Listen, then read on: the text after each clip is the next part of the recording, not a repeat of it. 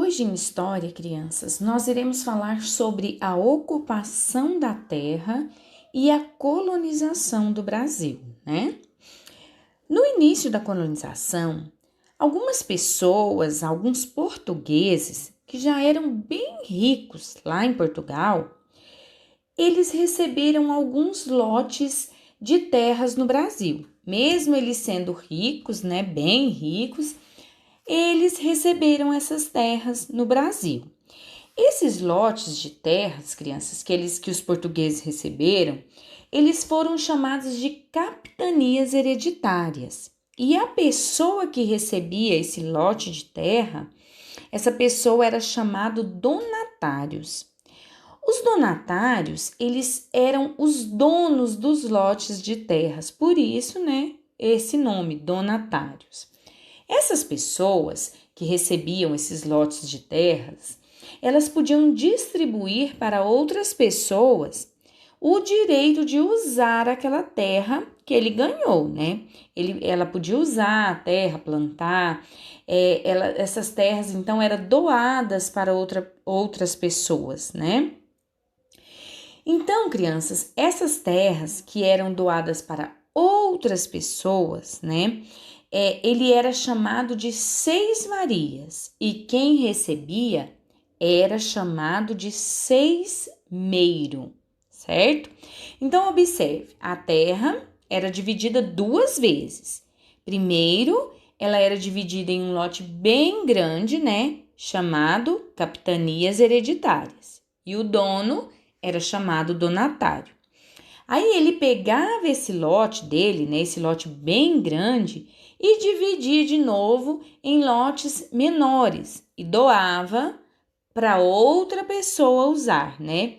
Ele não passava a terra para outra pessoa, ele só dava o direito ali dela usar essa terra, certo?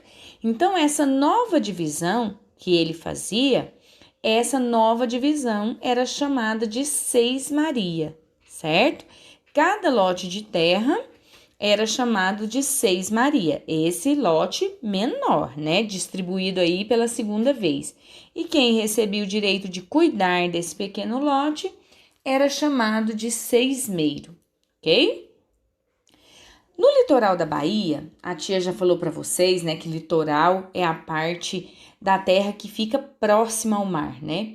Então, lá no litoral da Bahia, muitos desses seismeiros, né, não habitavam nas terras, eles não moravam nelas. A maioria delas eram ocupadas por vaqueiros para criar o seu gado, para praticar a pecuária, ou por algum roceiro, né, ali que plantava pequenas plantações somente para o consumo da família. Geralmente, essas terras, quem habitavam nelas eram essas pessoas.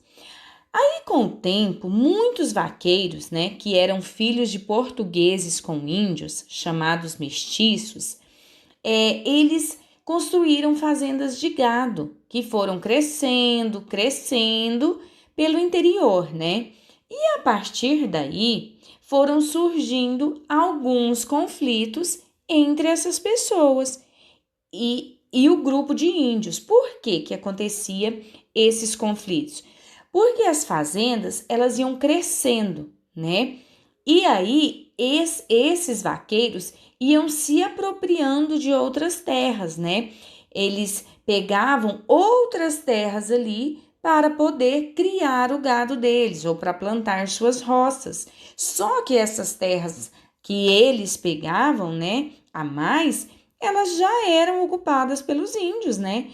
E como os índios não queriam ceder as suas terras, né, com razão, as terras eram deles, eles começaram aí a ver esses conflitos, brigas entre eles, certo? Então, grande parte das terras que estão localizadas perto do rio Parnaíba, que onde hoje é o estado do Piauí, e também próximo ao Rio São Francisco, na Bahia, essas terras eram, em grande parte, ocupadas pelos índios Cariri, né? Que eles já viviam ali no local muito antes dos portugueses chegarem, né?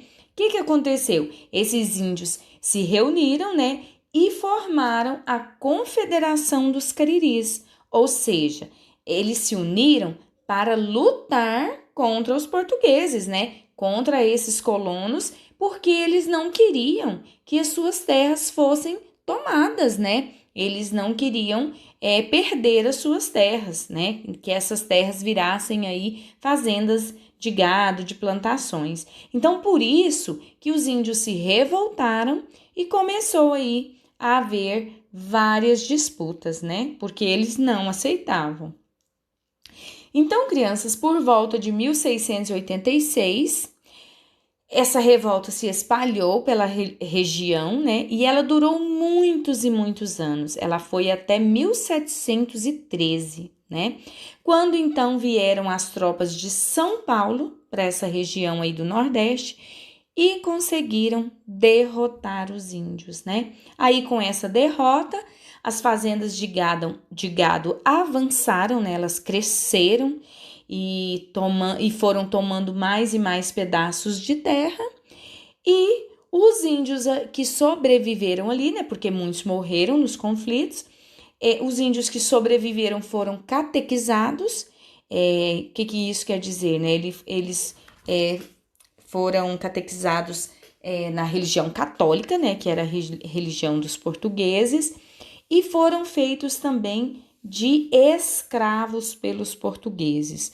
Alguns, né, uma minoria, conseguiram fugir e ir para o interior, mas quem não conseguiu acabou se tornando um escravo, né?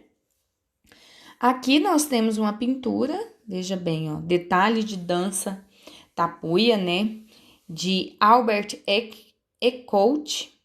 Ela foi feita por volta dos anos de 1700, né? É uma pintura aí dos cariris, né?